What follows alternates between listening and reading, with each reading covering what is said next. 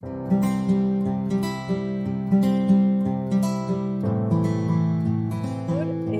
buenas tardes a todos. En primer lugar, agradezco esta invitación, especialmente al doctor Valdivia y también a la doctora Adriana Gutiérrez, que es la jefa del programa de especialización en psiquiatría infantil de la Universidad de Santiago, y entre ambos coordinaron esta posibilidad de participar dentro de estas reuniones.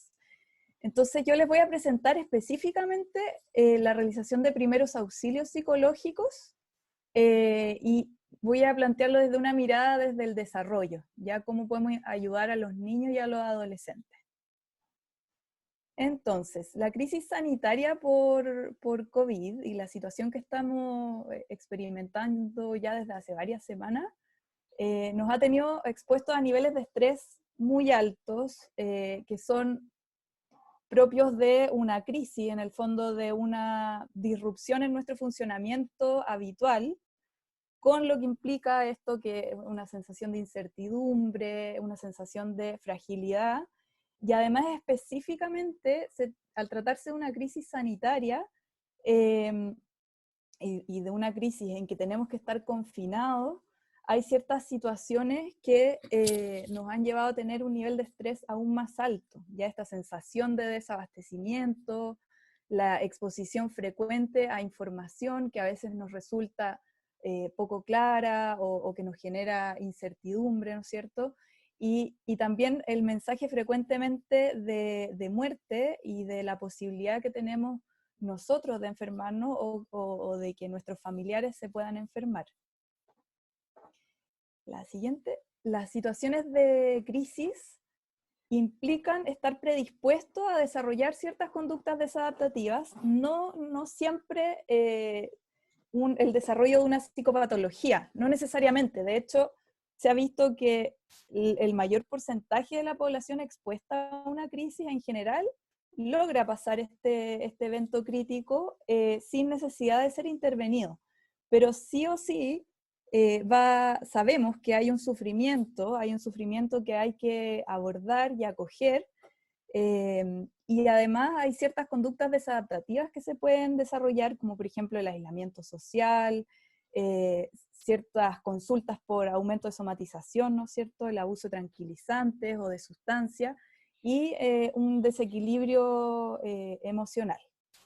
Entonces, la siguiente, la Organización Mundial de la Salud en 2012 ya reconoce los beneficios de los primeros auxilios psicológicos y promueve la difusión de estos como un protocolo de intervención, ¿ya? Frente a las grandes emergencias.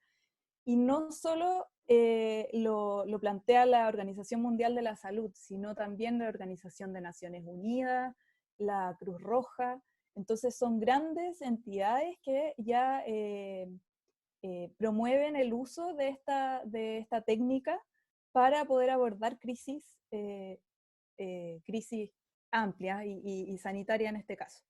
Entonces, ¿qué son los primeros auxilios psicológicos? Es una técnica sencilla, es una técnica que tiene un impacto psicológico, pero que esencialmente es una técnica social que puede ser aplicada por cualquier persona, no solo por un ente, un trabajador de salud, y el beneficio principal es ayudar a alguien que ha estado expuesto de manera directa o indirecta a un evento potencialmente traumático, ¿ya?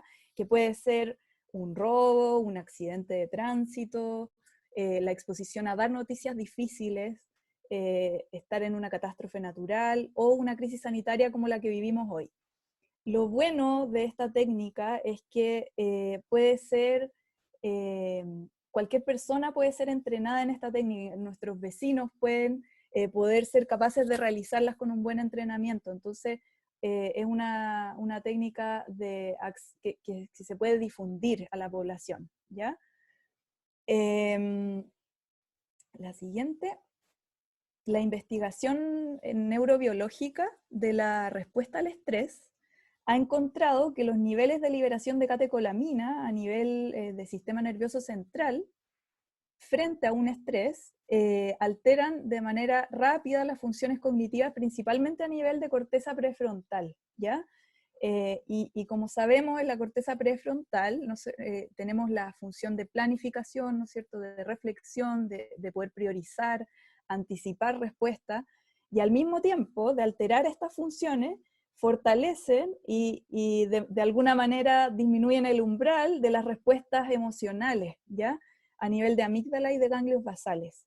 Entonces, se ha visto que la exposición crónica a estrés altera a nivel dendrítico, produciendo atrofia dendrítica en la corteza, en las neuronas de la corteza prefrontal, y extensión dendrítica a nivel de la amígdala, y entonces se produce un fortalecimiento del sistema noradrenérgico, ¿ya? Y entonces lo que busca la técnica de primeros auxilios psicológicos es que la persona pueda de alguna manera bajar estos niveles de noradrenalina y recuperar su capacidad de anticipar, priorizar, reflexionar y así adaptarse a lo que está viviendo. Entonces, ¿cuáles son los objetivos de los primeros auxilios psicológicos? Se plantean como 4 grandes objetivos. El primero es reducir el estrés inicial, ya proporcionar calma, tranquilidad, seguridad física y emocional. Esto va desde lo más básico, como proporcionarle las necesidades básicas como el agua, el alimento, ¿no es cierto? Si alguien tiene frío, darle abrigo, si es que necesita sentarse, traer una silla, ¿ya? También considerar que tenemos una alta cantidad de población migrante y por lo tanto quizás necesitemos la presencia de un traductor o un intérprete, hablar de manera tranquila y escuchar sin juzgar.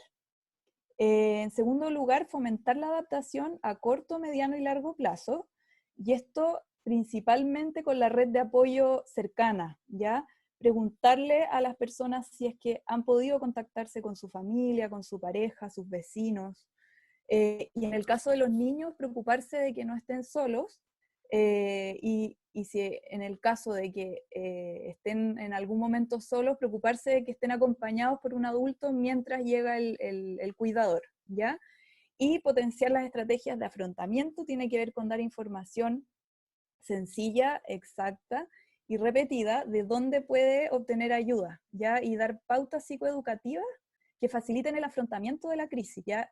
Tanto a nivel de qué reacciones son esperables frente a una crisis, o sea, cómo mi ánimo puede verse alterado, cómo puedo tener síntomas físicos que son esperables, y también cómo puedo yo llevar la crisis de una manera más adaptativa, ¿ya? Por ejemplo, cuántas horas debo dormir, ¿ya? Cómo debo cuidarme realizando ejercicio, realizando alguna actividad que me cause placer o que me desconecte, ¿ya? También el cuarto objetivo es fomentar la autonomía, ¿ya? Y esto tiene que ver con que quienes estén afectados puedan tomar decisiones, que aunque sean pocas, y esto también va incluido en los niños, hay que tener una sensación de que a pesar de que está ocurriendo una crisis, está ocurriendo algo grave, yo tengo el control sobre ciertas cosas, tengo una rutina estructurada, y entonces mi realidad puede seguir funcionando a pesar de que afuera están pasando cosas eh, poco comunes a mi rutina habitual. Entonces, dentro de las características de los primeros auxilios psicológicos, lo primero es que requiere formas de recoger información para detectar las preocupaciones y las necesidades inmediatas de la persona, ofrecer ayuda sin sobreestimular, sin obligar a la persona que nos cuente detalles, y también ayuda de manera no intrusiva, ¿ya? La idea es poder escuchar lo que le pasa al otro, poder tratar de recabar la mayor información de lo que le pasa al otro, sin uno poner en la mesa lo que uno haría, lo que una vez yo hice cuando me pasó algo similar a esto, en el fondo abocarnos a poder ver lo que le pasa al otro para poder ayudarlo, ¿ya? Tiene que estar adaptado al contexto, a la cultura y al estadio evolutivo, ¿ya? Ojo, dónde estamos realizando la intervención y también cómo prepararnos anticipadamente para poder ayudar en ese lugar. El entrenamiento tiene que ver con que esto no es como una intervención intuitiva, sino más bien es una técnica que tiene sus pasos, que tiene ciertas reglas, ¿no es cierto? Y que es necesario entrenarnos para poder aplicarla.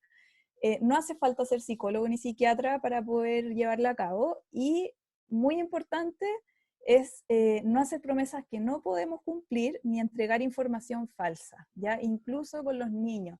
Ya la predictibilidad y el ser honesto es una de las cosas más relevantes para generar seguridad y confianza en una persona, y más todavía en los niños, ¿ya?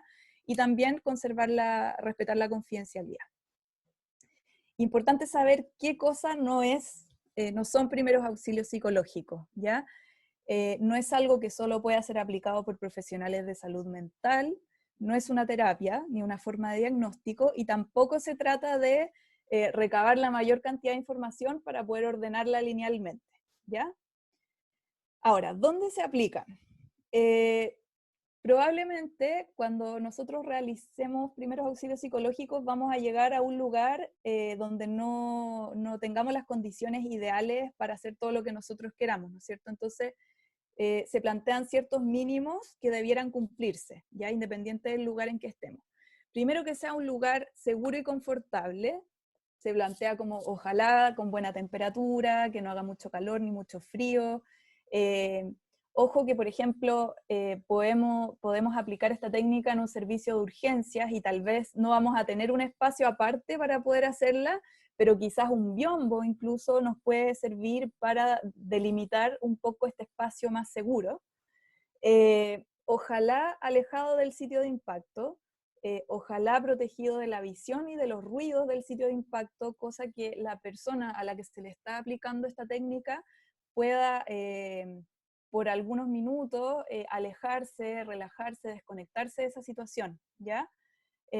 Buscamos un lugar amplio donde podamos atender a bastantes personas, porque en general esto se desarrolla como en sitios donde hay crisis masiva. La posibilidad de servir comida y líquido, ojalá, porque esto ayuda como, hace que sea más confortable. Y la disponibilidad de una zona de juegos donde hayan, ojalá, lápices, porque después vamos a ver en las fases que cuando lo trasladamos a los niños, hay fases que en los adultos se puede hacer a través de la conversación, pero que en los niños se necesita juego, dibujo, ya, y ciertas técnicas. Y lo último, protegido del acceso de medios de comunicación, porque si bien los medios de comunicación nos pueden ayudar con difundir información, con hablar, por ejemplo, sobre técnicas, o sea, sobre maneras de llevar la crisis de una manera más saludable, al mismo tiempo también pueden generar un impacto de información, sobre información a la población, y también pueden, si acceden, por ejemplo, a los hospitales, si es que estamos realizando primeros auxilios psicológicos, pueden invadir el espacio de la gente que está sufriendo, ¿ya? Y eso también hay que regularlo. Ya, y ahora vamos a cómo se aplican los primeros auxilios psicológicos. Entonces, hay tres grandes fases. Está la fase de preparación, la de implementación y la de cierre. La de implementación es, volvamos a eso. La de implementación es la que clásicamente nosotros conocemos como los primeros auxilios psicológicos, ¿ya? Y yo les voy a mostrar la técnica ABCDE, ¿ya? Que clásicamente es lo que uno cree que son los primeros auxilios psicológicos, pero no hay que olvidarse de la fase de preparación y de cierre, que son tanto o más importantes que la fase de implementación, ¿ya? Entonces, la fase de preparación se compone de estas seis fases, ¿ya? Seis subfases. Entonces, el entrenamiento tiene que ver con estar preparado para aplicar la técnica, con conocer qué son los primeros auxilios, qué cosas no son, cómo tengo que yo establecer como el setting, ya hacer ojalá entrenamiento a través de role-playing con mi equipo. En segundo lugar, la coordinación con nuestro equipo y también con los otros equipos, si es que vamos a llegar a un lugar donde hay cierta coordinación entre un equipo, tenemos que hablar con, por ejemplo, no sé, el jefe de urgencia para ver cómo no perturbar el trabajo de ellos y no ser más una carga que un apoyo, ¿ya? En tercer lugar, preguntarse, ¿estoy en condiciones emocionales de poder realizar esta intervención? ¿Me encuentro preparado lo suficientemente, estoy suficientemente entrenada para realizarlo?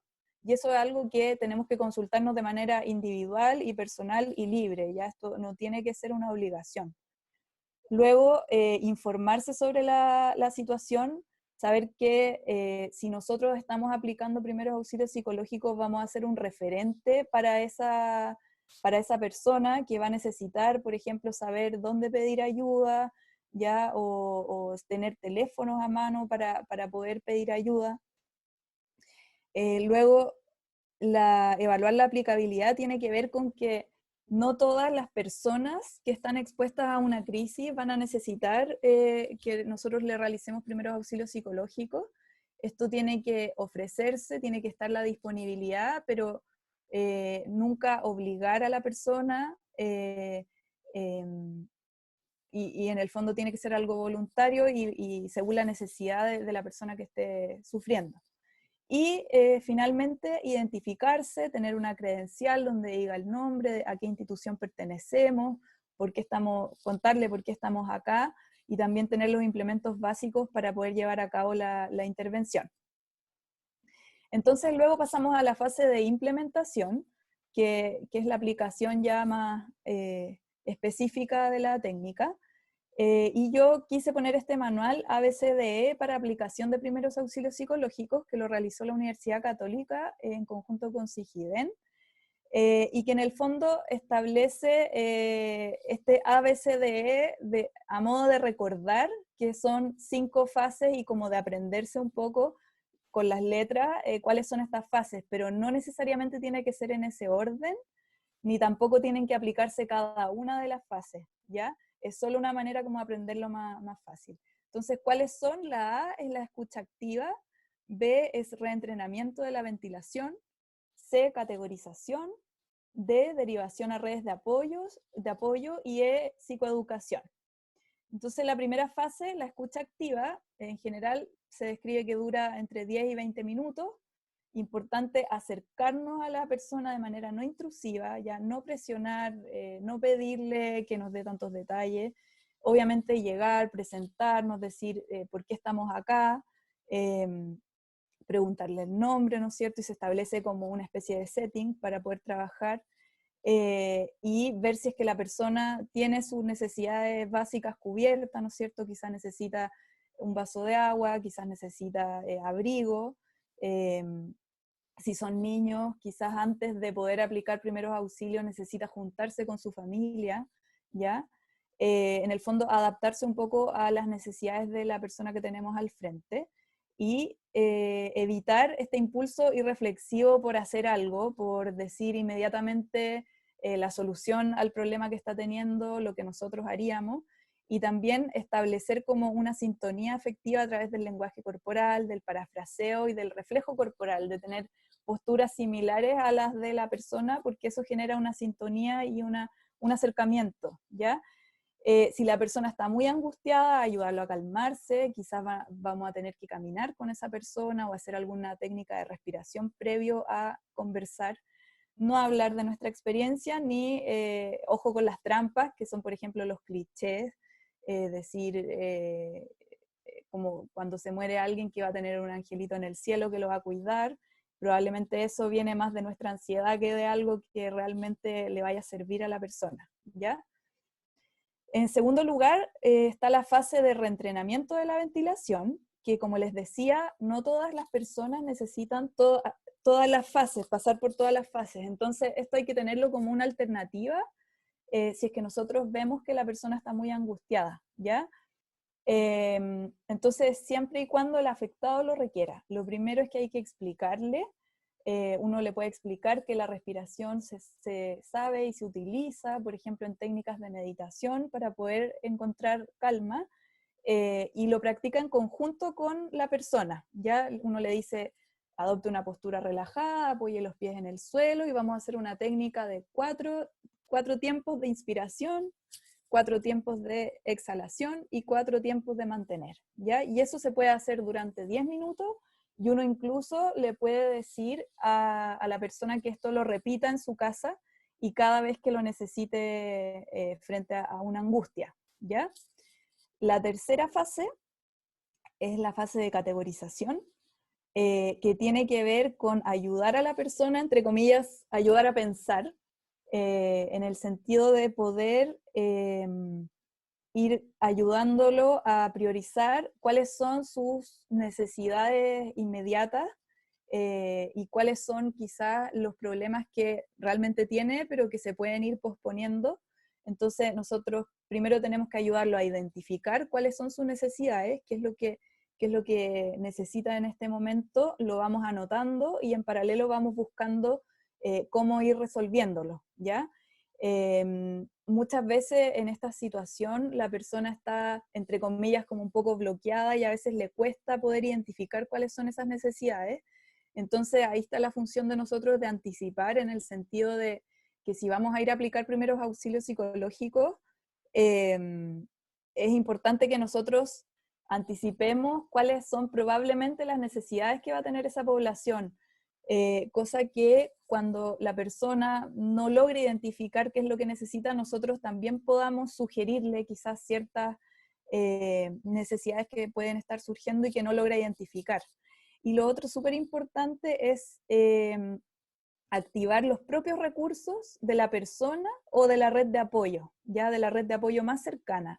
En los niños, por ejemplo, darles ejemplos de cómo en situaciones previas han pasado por episodios en que les ha dolido algo, o que quizás se han hecho una herida, ¿no es cierto?, o han tenido pena por algo, pero que han sabido salir adelante y que ese sentimiento, esa emoción va pasando, ¿ya? Y de esa manera uno va activando el recurso propio de esa persona. Luego, la derivación a redes de apoyo tiene que ver principalmente con ayudar a las personas a que detecten quiénes son sus redes cercanas y también sus redes comunitarias de apoyo, ¿ya? Y en eso también tenemos que anticipar. Previo a llegar al lugar donde vamos a aplicar esta técnica, tenemos que saber cuáles son los teléfonos de los consultorios, por ejemplo, cuáles son los teléfonos, o sea, cómo ubicar a carabineros, a bomberos, quizá a la OPD, dependiendo de cuál sea la situación en que estamos trabajando, ¿ya? Y recordar que la primera red de apoyo siempre es la pareja, la familia, los amigos, los vecinos. Entonces, preguntarle a la persona si es que ha conversado con su pareja sobre esto, si es que ha tenido una instancia familiar para compartir lo que les está pasando, ¿ya? Porque a veces una pregunta tan simple como esa puede cambiar la realidad de esa persona que quizás está viviendo esta crisis en soledad, ¿ya? Y la E, bueno, ahí en la guía muestran varios números y maneras de comunicarse con ciertas instituciones que son relevantes en un momento de crisis. Entonces, yo puedo compartir estas diapositivas por si lo necesitan o si les puede ayudar. Y la E es de psicoeducación, ¿ya? Psicoeducación en varios aspectos, en poder explicarle a las personas qué pueden esperar frente a una crisis, qué pueden esperar a nivel de sensaciones físicas, por ejemplo, sentirse cansado, que tengan dificultades para levantarse, que tengan alteraciones del ciclo sueño-vigilia. También síntomas a nivel emocional, es muy frecuente tener ansiedad, ¿no es cierto?, presentar irritabilidad, sobre todo ahí pensar en los adolescentes, nuestros pacientes, que generalmente cuando están desanimados no lo muestran a través de la tristeza, sino más bien de la irritabilidad. Ojo con las conductas de riesgo también. Y en los niños tiende a haber problemas conductuales, ya eso es como algo esperable, o las conductas regresivas, que quizás vuelvan a acostarse en la cama de los papás, o que hayan controlado esfínter y lo pierdan nuevamente. Y entonces se plantea normalizar todas estas situaciones, en el sentido de poder explicarle a la gente que hay ciertas cosas que son normales de esperar, ¿ya? Ahora, en general esto va cediendo después de un mes, ¿ya? Hasta 3 meses podría ser. También, ¿cuándo debo consultar? Como, por ejemplo, si hay ideación suicida, si hay autolesiones, si es que quizás aumenta el consumo de sustancias.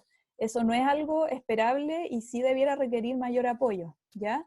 ¿Dónde puedo consultar? Que es lo que les decía anteriormente, como entregar información bien concreta de teléfonos en los que yo puedo pedir ayuda, de servicios de urgencia donde yo puedo acceder, ¿ya? También, por ejemplo, en este contexto, que los dispositivos de salud se han ido ordenando sobre cómo atender a la población, entonces hay ciertas áreas de los hospitales y las clínicas donde están recibiendo solo pacientes con síntomas respiratorios y otras áreas donde van el resto, entonces tener esa idea clara antes de poder ayudar a las personas. Y promover estrategias de respuesta positiva ante el estrés, tiene que ver con todo lo que es el autocuidado, con dormir por lo menos 8 horas al día en el caso de los adultos, con que la exposición a pantalla ojalá no sea tanta, aunque bueno, es difícil, pero por ejemplo, informarse, ojalá en un horario del día, no estar expuesto todo el tiempo a las redes, a los medios de comunicación que nos están informando sobre esta crisis sanitaria, ¿no es cierto? Hacer algo de ejercicio, alimentación ojalá saludable, entre otras cosas. Y finalmente viene la fase de cierre, que tiene que ver con cómo terminamos, ¿no es cierto?, esta aplicación de la técnica. Primero se habla como de derivar, entre comillas, al equipo local.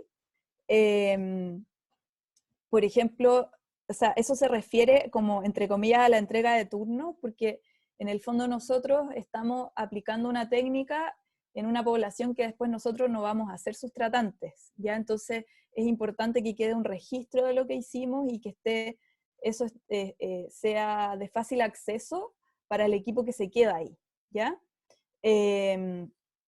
Hacer una pausa, o sea, si es que nosotros vamos, esta es una situación larga, ¿no es cierto?, de varios meses, entonces si nosotros vamos a aplicar primeros auxilios psicológicos, es importante que entre una fase y otra de aplicación de esta técnica tengamos una pausa, que podamos descansar, estar con nuestra familia, recuperarnos, un automonitoreo, irnos preguntando siempre si es que me siento capaz de seguir ayudando a otro, si es que estoy bien, si es que presento algún síntoma, y también hacer un cierre grupal, que puede ser algo tan simple como una reunión social, bueno, que en este momento no se puede hacer mucho.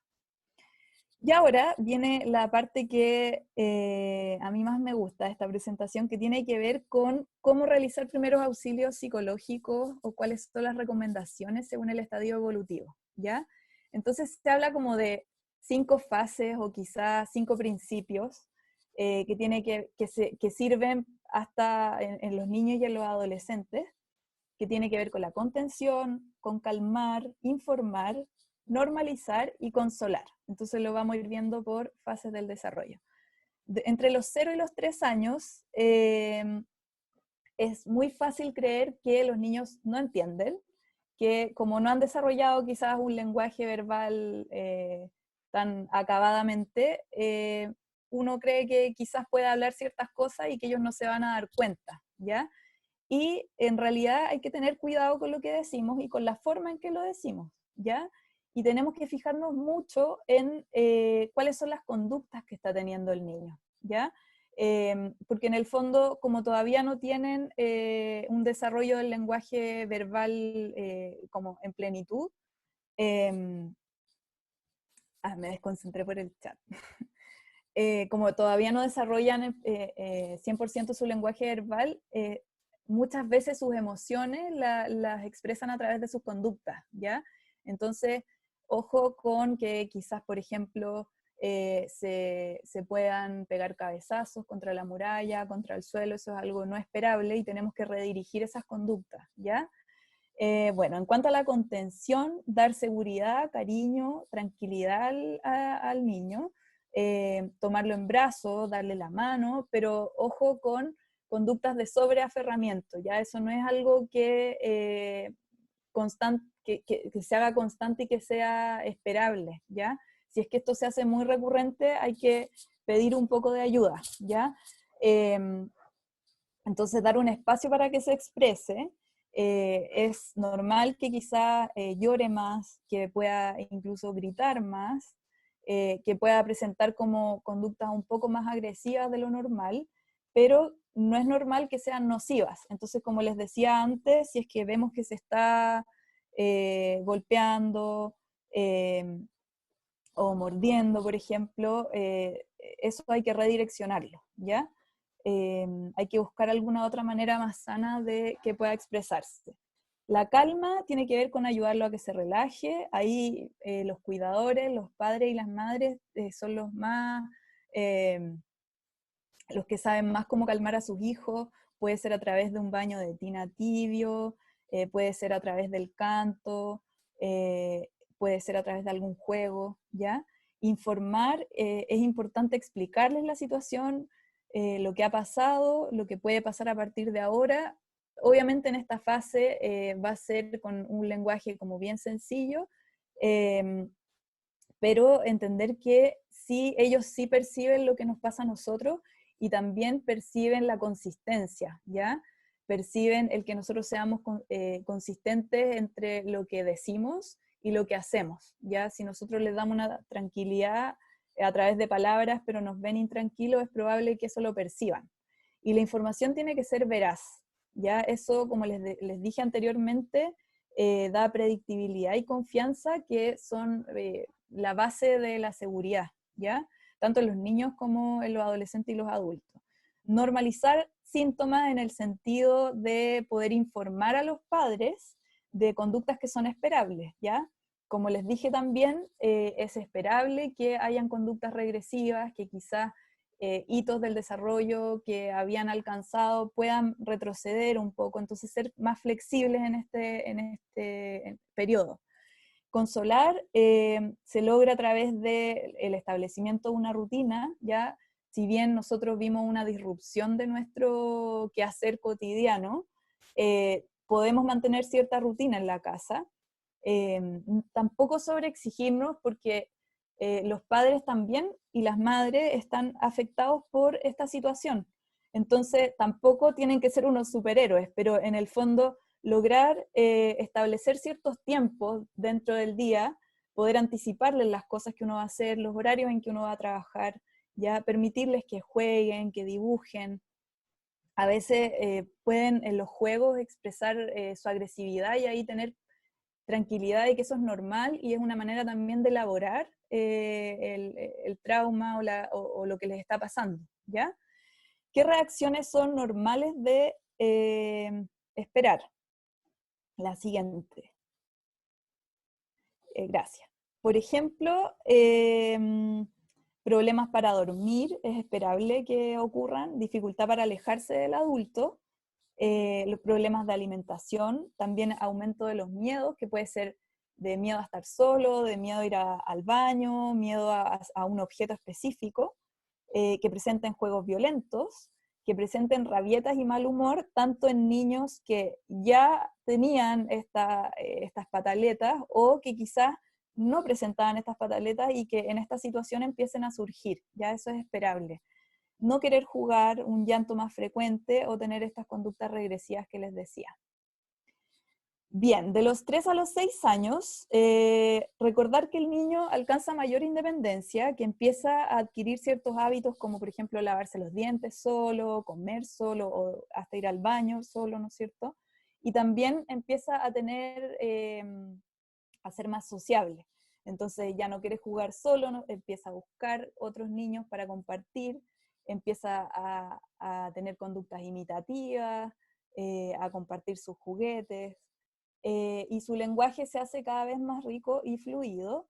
Y ahí, ojo, con que todavía mezclan mucho las historias, la realidad con la ficción, ¿ya? Entonces tenemos que estar muy alertas a que a ver qué cosas van entendiendo de lo que está pasando, ¿ya? Porque a veces se quedan con una foto o un trozo de la información que puede resultar muy angustiante, ¿ya? Y en relación a la muerte, todavía creen que es temporal y es reversible, ¿ya? Dentro de los síntomas se puede ver que hablen más, que estén más agitados, o que hablen muy poco. El tema de los miedos también. Pueden tener miedo a que muera otra persona, pueden tener alteraciones del ciclo sueño-vigilia, etc. Entonces, los primeros auxilios psicológicos para este grupo, la siguiente, por favor. En la contención es importante que las muestras de cariño sean no solo con palabras, sino con gestos, con un abrazo, con situarse al mismo nivel, agacharse para poder establecer contacto visual, preocuparnos de lograr sus necesidades básicas de alimentación, hidratación, descanso, ayudarlos a calmarse. Acá empieza a ser relevante las actividades de relajo que los llevan a la fantasía, que también es un lugar donde se logran tranquilizar. Quizás leer su cuento favorito o jugar algún juego que uno sepa que le gusta más, ¿no es cierto? Ayudarlos a distraerse con su mundo imaginario. En cuanto a informar, informar con un lenguaje accesible para su edad, ser honestos, también dejar que pregunten, y tener paciencia, porque es probable que a esta edad vuelvan una y otra vez a preguntarnos lo mismo, o que todos los días se vayan repitiendo las preguntas, ¿ya? Y averiguar, esto es bien relevante, yo creo que a varios les puede haber pasado, que quizás los niños escuchen de otros compañeros o primos, o de la televisión, que escuchen cierta información y entonces se queden con una idea y puedan incluso tener sueños, pesadillas en relación a eso. Hay que estar bien atentos a poder corregir la información o complementarla, ¿ya? Y explicarles la irreversibilidad de la muerte y la tristeza que eso causa y que es normal, en el caso de que en el fondo estén expuestos a una situación de muerte de alguien. Normalizar, hacerle entender que es bueno que exprese lo que siente, ayudarlo a poner nombre a las emociones, y también que el adulto pueda compartir cuáles son las emociones que siente y que el adulto, inclusive si es que se siente sobrepasado y quiere llorar, no tiene por qué hacerlo escondido. Claro, no hay que tener situaciones como de desborde emocional, pero es bueno que el niño entienda que la emoción, la tristeza, la rabia son emociones normales y esperables y que las puede expresar. Y consolarlo a través de sus actividades que son del día a día, ¿no es cierto? De estructurar la rutina, de dejarlo hacer ciertas tareas sencillas en que se sienta capaz de controlar su ambiente, ¿no es cierto? Y si no quiere hablar, no forzarlo, pero en el fondo siempre darle el mensaje de que nosotros vamos a estar disponibles para cuando él quiera decirnos algo. Entre los 6 y los 9 años, esta edad igual es un poco compleja, porque en el fondo hay mayor madurez, pueden entender más cosas, pero a veces podemos pensar que entienden más de lo que realmente entienden, ¿ya? Entonces no hay que confundirse con que a los 9 años ya va a entender igual que un adulto. Esta edad es especialmente, están especialmente vulnerables a quedarse como con partes de la información y juntarla y tener una idea en la cabeza bien enredada, entonces no entender realmente la realidad. Y son bien receptivos a la incongruencia. Entonces, ojo con que nosotros podemos decir, no, está todo bien, estamos todos bien, tranquilo, no ha pasado nada, pero que después nos vean discutiendo o llorando y en el fondo eso lo van a captar, ¿ya? Y la mayoría ha entendido ya la irreversibilidad de la muerte, pero todavía creen en general que ellos no van a morir o no se ponen en esa situación. Puede haber pérdida de autonomía, pueden estar más silenciosos o hablar constantemente de lo ocurrido, y acá también ocurre que empiecen a jugar, muchas veces a actuar sobre lo que está pasando, y acá el ciclo sueño-vigilia también se ve bastante alterado. En cuanto a los primeros auxilios psicológicos en esta etapa, La contención tiene que ver con tratar de evitar que haya un desborde de las emociones, que si bien las expresen, como evitar que esto se acumule de cierto modo, porque en el fondo eso ya sería como un indicador de que hay necesidad de solicitar un poco más de ayuda, crear un ambiente tranquilo, ir viendo qué es lo que siente el niño a través del juego también, a través de sus dibujos, y poder ir poniéndole nombre a estas emociones. Y acá es importante también esto que les comentaba de activar sus propios recursos, ¿ya? De recordarles situaciones en las cuales él fue capaz de, o ella fue capaz de superar una situación dolorosa, ¿no es cierto? O una angustia. En cuanto a la calma, hablarles tranquilo, pausado, eh, recordarles situaciones, ¿no es cierto?, que lograron superar, y súper importante decirles que nosotros vamos a estar aquí, disponibles. Ya no se trata de decirles que no va a pasar nada, porque en realidad la realidad es que no sabemos, porque hay incertidumbre, pero sí que vamos a estar acá. Y por ejemplo, no sé, si cuando empiecen a reincorporarse en el colegio, bueno, se van a reincorporar, pero saber que si tienen alguna angustia, ustedes pueden llamar a la mamá, pueden llamar al papá y los vamos a retirar antes, ¿no es cierto? Y en el fondo mostrar disponibilidad de parte del adulto. Informar nuevamente siendo veraces, eh, informar con palabras sencillas, pero sin mentir.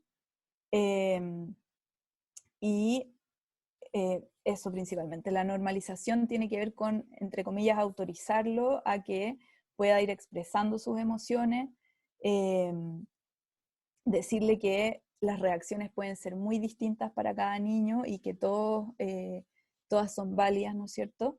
Y que también nosotros nos vemos afectados por esta situación. Y el consuelo tiene que ver con concluir el relato en general con una promesa de que vamos a estar aquí para ayudarlos. Ya eso es lo que más va a consolar a los niños a esta edad, de que si bien la situación es angustiante, vamos a estar. Entre los 9 y los 12 años, a esta edad también es un poco complicada porque a ratos se comportan como adolescentes y a ratos como niños. Entonces tienen constantes cambios, a veces se acercan y quieren que quieren un abrazo de la mamá, quieren comportarse más como niños más pequeños, y otras veces se comportan más de manera más oposicionista, ¿ya? Y tienen dificultades para regular sus propias emociones. Y adquieren la conciencia de que ellos también pueden morir.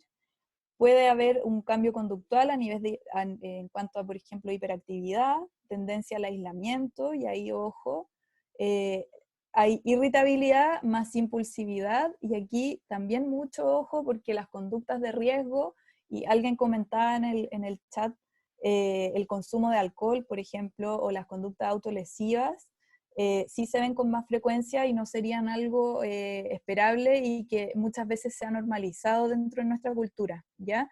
Y ojo también con el ciclo sueño-vigilia y el apetito. En cuanto a los primeros auxilios psicológicos, tratar de que las emociones no se desborden. En esta etapa, dejar que estén solos, pero no de manera excesiva. Esto tiene que ver con que aquí empiezan a ser importantes el grupo de pares, ¿ya? Los compañeros, los amigos, de repente alguna pareja. Entonces, nosotros como adultos podemos tener la dificultad de dejarlos solos porque creemos, no sé, sentimos culpa o miedo, pero aquí es importante que nosotros le empecemos a dar su espacio. Pero ojo, siempre volver, siempre preguntarle una y otra vez y demostrarle que estamos ahí para cuando lo necesiten, ¿ya? Calmarlo, conversar tranquilo, hablar de situaciones previas en que han logrado ir superando las dificultades, y realizar actividades que lo calmen, y en ese sentido quizás esas actividades que lo calman no tienen que ver con nosotros, sino con su grupo de pares, ¿ya? Y también ser receptivo con esa necesidad del propio niño adolescente. Informarlo, ya acá podemos usar un lenguaje adulto, pero sencillo. Responder a las dudas, probablemente acá puedan hacernos preguntas un poco más específicas, ser sinceros, porque acá ya francamente se van a dar cuenta de las incongruencias, ¿no es cierto? Y de las mentiras, o sea, tenemos que ser siempre honestos, pero acá más aún. Y volver al tema una y otra vez, porque es clásico que evadan la situación, que no quieran entrar en el tema, ¿no es cierto? Que nos cambien el tema. Acá dejarlo un rato, pero volver. Normalizar, ayudarlo a que pueda hablar de sus emociones, pero sin forzarlo, y aquí hay que darle sus tiempos, ¿ya? Y recordar que el mal humor es una forma de estar triste, recordarlo uno también, que pueden estar más oposicionistas y que es esperable, y el consuelo, ayudarlo a buscar actividades que le gusten, participar de los rituales, si es que alguien fallece, por ejemplo, ya pueden asistir, ¿no es cierto?, si es que quieren, y favorecer la relación con sus pares. Luego los adolescentes, a grandes rasgos, en esta diapositiva lo que quise poner es que los adolescentes ya en sí están pasando por una situación de crisis normativa, pero en el fondo crisis igual, o sea, hay muchos cambios físicos, hormonales, cuestionamiento de quién soy, qué quiero hacer, exigencias académicas, incluso pensamientos sobre el futuro laboral, ¿no es cierto? Entonces, y el oposicionismo, también detenerme ahí un poco en cuanto a que es una etapa en que el oposicionismo es necesario, ¿ya? Las primeras personas a las cuales nos oponemos nosotros es a nuestros padres y madres, y es una necesidad de poder ir encontrando mi propia identidad, los valores que yo quiero seguir, y entonces recordar, porque en la crisis probablemente van a estar más oposicionistas, pero hay que recordar que ya venían siendo oposicionistas y probablemente ya teníamos ciertos roces, entonces que no tiene que ver con que ahora esté odioso o que haya algo como en contra de nosotros, ¿ya? Y entonces, la siguiente, un adolescente más un incidente crítico, imagínense la mezcla de emociones que se producen, ¿no es cierto? De angustia, ellos también se cuestionan si seguir en esta posición de oposicionismo o quizás necesitan ayuda y como que les cuesta ponerse en esa postura de pedir ayuda. Ojo con las conductas de riesgo y con el aislamiento excesivo. Y también ojo que las crisis pueden ser un desencadenante de una psicopatología. Y acá puse estas tres figuritas de que empieza a ser importante la casa, pero también el colegio y los pares, ¿ya? Y en el colegio es bien relevante también estar en conversación con los docentes para poder tener información de lo que está pasando, y también va a ser relevante la educación que hagan los profesores, ¿ya? Ay, ahí se acaba la presentación. Muchas gracias.